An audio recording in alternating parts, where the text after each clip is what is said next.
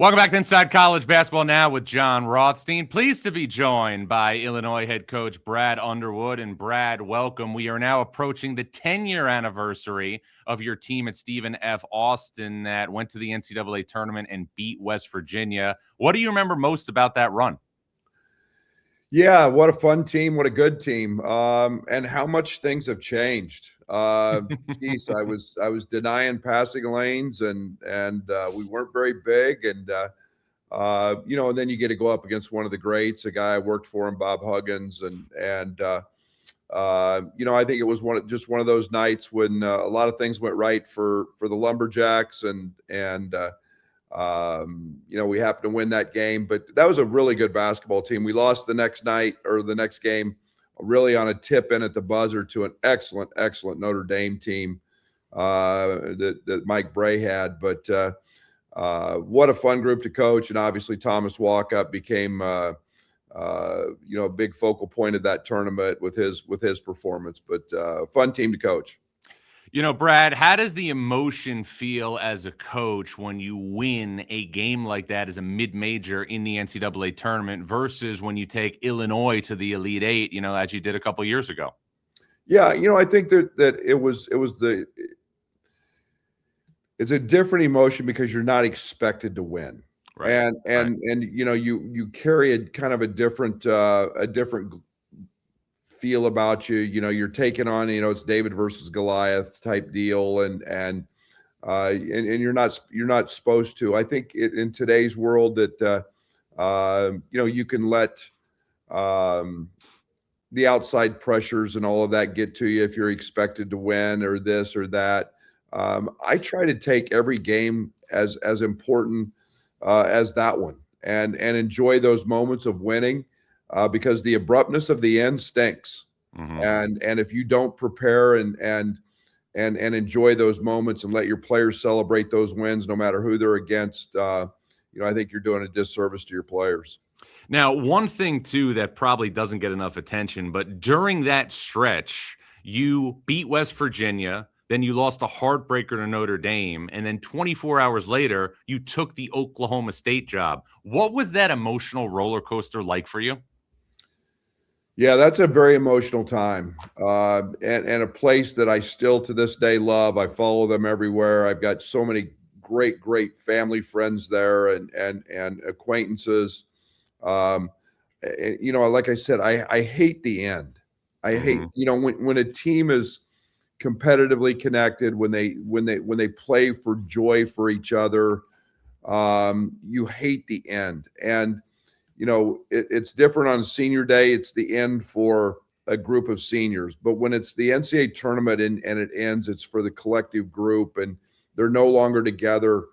And then when you leave a school that's done so much for you, it's tremendous emotion. It's happiness, it's sadness, it's the full gamut in a really quick time frame. And I remember those moments and all the emotional drainage that took place in those times. But it's what this sport's all about, man. It's what makes it great. You draw a lot of emotion from both good and bad. And you've drawn a lot of emotion from some of the games you've played over the last couple of weeks in the Big Ten. Now, the positive is a lot of these games that you didn't come out as a winner, you took the other team to the wire.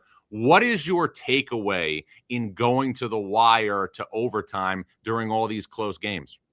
Yeah, there's a level of frustration. I always go to this. Some of those games we haven't been healthy. We played without a couple starters in a few of those games.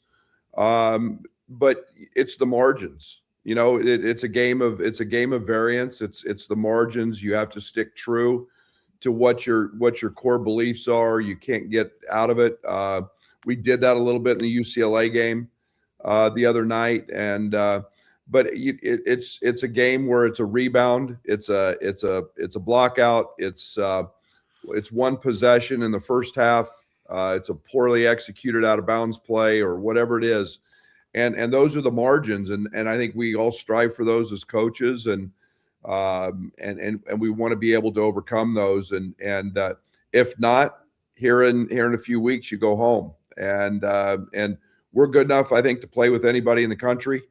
We've proven that. I think we've got a shot, but again, you've got to handle the margins, and hopefully we've learned valuable lessons in those overtime losses. February is a really tough month in college basketball because everybody is biting at the bit to get to March, but you're not quite there yet. This was the first time that Illinois in the middle of February, in the winter in the Big Ten, was able to get away and go to Southern California for a couple of days. Mentally, was it positive for your team, even though the UCLA game didn't end obviously the way that you wanted it to? Was it positive for your team to get out of the Midwest and into the warm weather for 5 or 6 days? No, not at all. Not at all. I don't care. I don't care two rips about the weather. That's for everybody, and we travel like crazy, and we have great fans. That's for them. You know, it's like back in the day going to Maui. You might as well be in Siberia if you're a coach, other than your morning walk, you know, or whatever it is. You're in a gym at 72 degrees. You got to play against an opponent. You got to compete. You know, our preparation can't change because we're, you know, and to be very honest, the weather was nicer in Champaign for most of the trip than it was in LA. Wow. So I don't care about any of that. It's the next game on the schedule. I don't ever worry about travel. I don't worry about any of that stuff. That stuff's excuses, in my opinion. And all we're going to do is show up and try to play. So on to the next, and you know, it's Michigan on Friday. How's the team 22-6? Great chemistry, great togetherness, withstood a lot of adversity this year. Maybe as much as any we've had, with injuries, with sickness, with a broken hand, ankle sprains, but you know, development of a couple of young freshmen that have been outstanding. But the chemistry has made this as joyful a team to coach as any as I've had. They truly like each other. The passion with which they play has made it fun, and I love going to practice every day because I love being around this group. You know, Brad, I know that the script is not written yet, and it's not going to be written even if you win a national championship until the first week in April. And I know that you did have a team a couple of years ago in 2021 that was a 1 seed in the NCAA tournament. But considering the offensive firepower that you have, does this team have the highest ceiling of any team you've coached since you've been at Illinois? Yes. Yeah. We have more abilities to do different things than we did with that 1 seed team. And that team was talented with Kofi, you know, Ayo Dosunmu, and yet we didn't have a lot of, we were who we were. We just didn't have a lot of wiggle room in terms of change and variance and some of those things. You know, this team can do a lot of different things, and has more flexibility on both ends of the court. And, you know, I think that's the challenge of the NCAA tournament, is being able to play multiple ways. That team ran into a very, very good Loyola team that stretched us and challenged us, and they were better that day. And we couldn't adjust. This team can make some adjustments. Now, a common thread between the team in 2021 and this team in terms of similarities is each of those teams had a great guard. In 2021, you had Ayo Dosunmu. This year, you have Keaton Wagler. I remember talking to you in the preseason, and you had high hopes for Wagler. But what do you think your reaction would have been in October if somebody said, you know what, this guy is going to be the favorite to be the Big Ten Player of the Year, and he's going to be in play to be a first-team All-American as a freshman? Yeah, I probably laughed at you, you know, because it just doesn't happen like that. It just, you know, and here's a kid that wasn't ballyhooed as any, you know, 5-star, you know, and Boozer's been incredible. He doesn't, they grew up different ways. There's different ways to run their race. And yet, you know, Keaton was a late bloomer physically. And then all of a sudden, the physical caught up with the mental. The mental he has is a gift. And very few people have it. He's got tremendous hand-eye coordination. He's just a great decision maker, but mentally thinks the game at a different pace than most. Yeah, I wouldn't have believed it, but man, is he a tough sucker, and he's just had a phenomenal year, and my hat's off to him every single day because he works as hard as anybody in the country, and his success is earned. Nobody obviously wants to go through a season dealing with injuries, but it's part of college basketball. People are going to roll ankles and people are going to get sick in the winter and all those things. And you've had to deal with that in January and February with Kai Boswell and Andrei Stojakovic, but that has allowed other people to get reps that they maybe wouldn't have gotten. Jake Davis, in my opinion, has emerged into one of the top utility players in the sport. Ben Humrickhouse is more comfortable. Will your depth be at a higher level of quality moving forward now that you've endured these injuries? Yes, no doubt. I think we've seen increased role identification. Jake and Ben, I think, are two of the elite role players. It's been a big piece of our success. Zvonimir, is a guy that's come off the bench for us most of the year. He fought a lot of stuff early, as did Tommy. Tommy missed 16 days with his tonsils out. It's just one of those things that our roles have grown. They've become clear. And with that, the confidence that Jake and Ben are playing with on both ends of the court, they're two guys that don't need the ball. They don't want the ball. They just do what they do, and they do it extremely well. They make very, very few mistakes. And that will all help us as we move forward.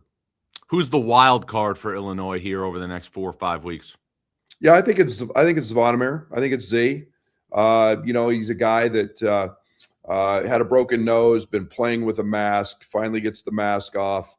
He fought some knee issues throughout the season, probably as healthy as he's been without the mask, but a guy who's one of the leading shot blockers in the country, 7'2", 7'3", great athlete.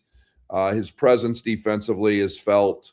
And I think offensively, he's just starting to gain a lot of confidence, and I think he's got a big month ahead of him. And you've got a big, obviously, game ahead of you guys starting later this week on Friday night in Champaign when you host Michigan. Your initial impressions of the Wolverines as you prepare to play them? Yeah, they're old. They're very good. They do they're as good as advertised. Dusty's done a terrific job with that group. They're a team that is can play a variety of ways. They like to play very fast. I think Yaxel's a guy that's obviously a first-round draft pick in one of the deepest drafts ever. He can hurt you in a lot of ways. It's been fun to see his game grow. And then I love their bench. I don't think Kaysen and McKinney get enough people talking about them. Those guys are lethal 3-point shooters. But they don't have many weaknesses. They can score in the paint, easy baskets, and then they like the other night, made 14 threes. So they're well put together, they're well thought out, and then a day gives them some rim protection, obviously, that everybody's looking for. Brad, one thing that stands out to me about Michigan is the quality of their reserves. Like Kaysen, Gale, McKinney, Cheddar could all be starting caliber players on other Big Ten teams. How much, as you look at Michigan's depth, is that something that you think's been a separator for them as they've had this great season? No, they get better offensively, potentially with when they go to their bench. And Kaysen's been playing at a very, very high level. McKinney's a freshman that just took a little time, and to see his development from the beginning to the start. Cheddar's old and been around. Roddy Gale's is old as dirt. He's been around forever, but they've all bought into just tremendous role playing, and that's the whole key to success today, in my opinion, is finding guys that will play their roles. And you look down and there's guys all playing 25 to 20 to 30 minutes, and they're all buying in based on who's hot. So my hat's off to their bench. It's a true factor for them. I don't know if there is a Big Ten coaches group chat, but there's a number of teams, obviously at the top of the league this year, and Illinois included, that are going to be really high seeds in the NCAA tournament. How personal is it among the Big Ten head coaching fraternity to break the national championship streak? Yeah, I don't think it's something we talk about, but I think it's something that's real, and I think we all would like to see that happen. I think we've all felt like we have one of the best leagues in the country, and for whatever reason, it's there's been teams being number one seeds, us being included, that that get upset and get beat, and I think the league is very good this year. I think we have some elite guards. We have I